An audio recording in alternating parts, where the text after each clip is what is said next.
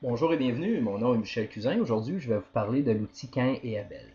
Cain et Abel est un outil merveilleux pour être capable de spoofer des adresses, de sniffer des connexions, par exemple, sur un réseau switché, de craquer des mots de passe qui auraient pu être sniffés au préalable, puis de faire une quantité de choses absolument incroyables. Donc, si on regarde rapidement comment on peut utiliser Abel ou Cain et Abel pour sniffer un réseau commité sans être obligé d'attaquer le commutateur. Bon, premièrement, si on fait le tour rapidement, on a un pirate qui est ici, qui lui a une adresse IP X qui est sur le réseau, qui est une adresse IP valide, avec une adresse MAC ici aussi, qui aura été au préalablement spoofée à l'intérieur de l'outil CAN.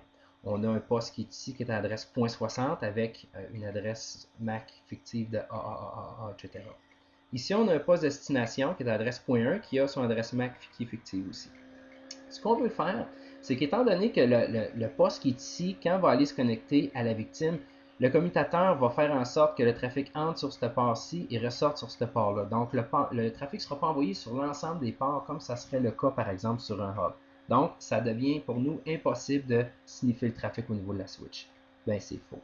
Voici comment on peut se faire. Premièrement, à l'aide de l'outil Cain, on va faire une attaque de hard poisoning. Qu'est-ce qu'un hard poisoning?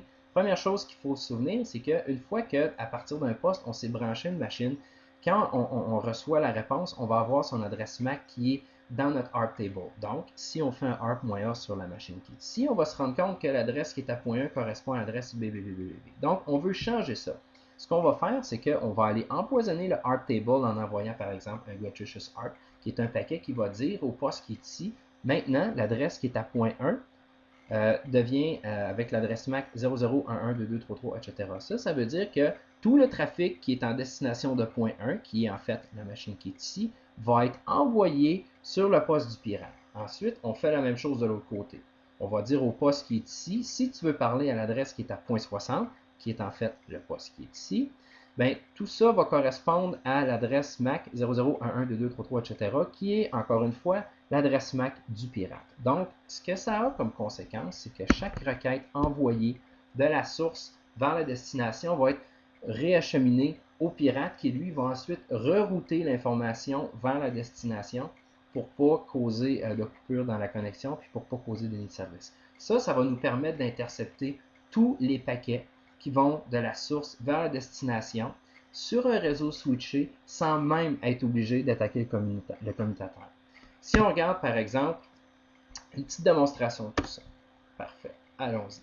J'ai ici un poste qui roule Cain.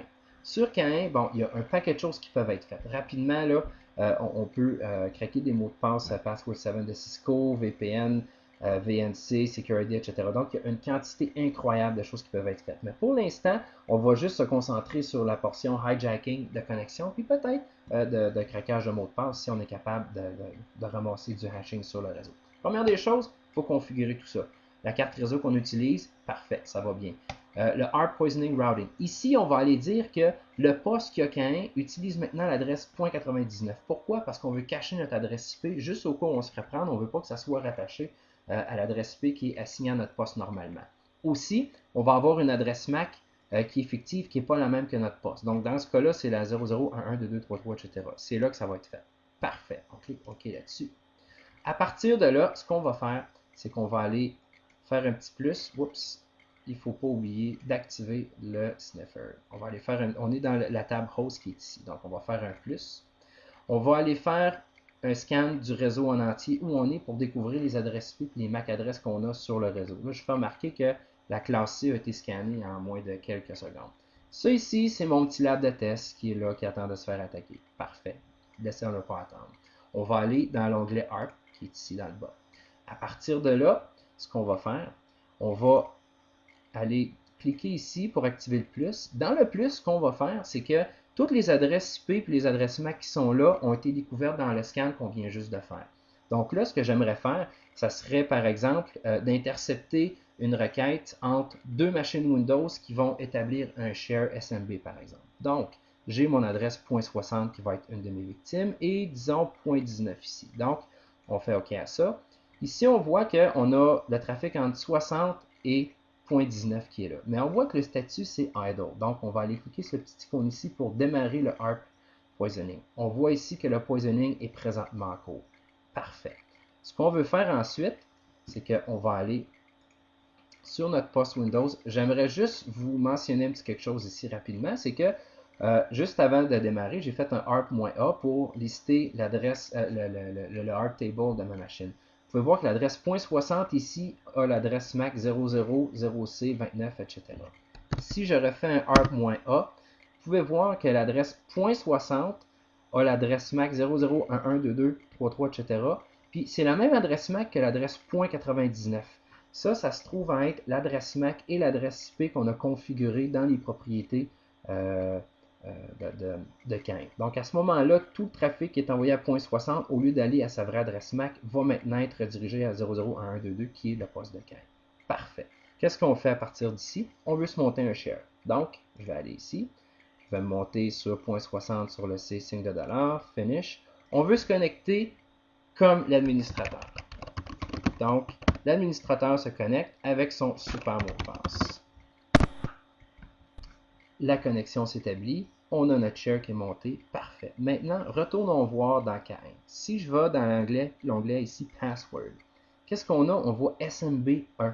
Puis là, ici, on voit qu'entre la machine .60 et .19, il y a une connexion qui s'est établie avec le username administrateur. Puis ici, on voit les hashes de la session Windows. Si on va à la fin ici, on voit que Logon Result Success. Donc, l'authentification a fonctionné.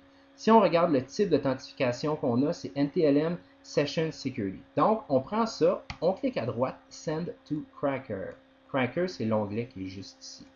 À partir de là, on voit que l'administrateur ici, oh, du réseau Bell, on est en train de hacker Bell. Wow!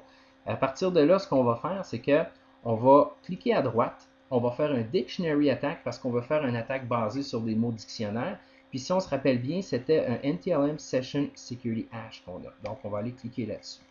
Ici, vous voyez qu'on a le word list qui fait déjà partie de Cain. Donc, Cain vient avec un word list déjà built-in dedans.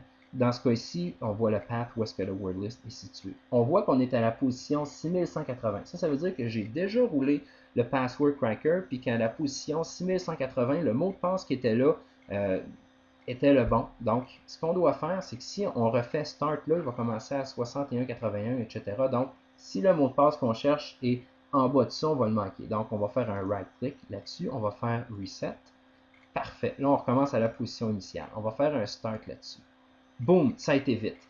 Ok, je l'admets, j'ai choisi un mot de passe facile qui faisait déjà partie du word list. Donc, dans la vraie vie, ça pourrait être un peu plus long. Si on regarde ici, on regarde que l'administrateur a le mot de passe de ABC123.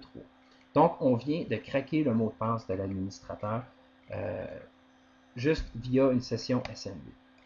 Maintenant, si on regarde ici au niveau du sniffer, puis qu'on regarde au niveau des passwords, ça c'était SMB.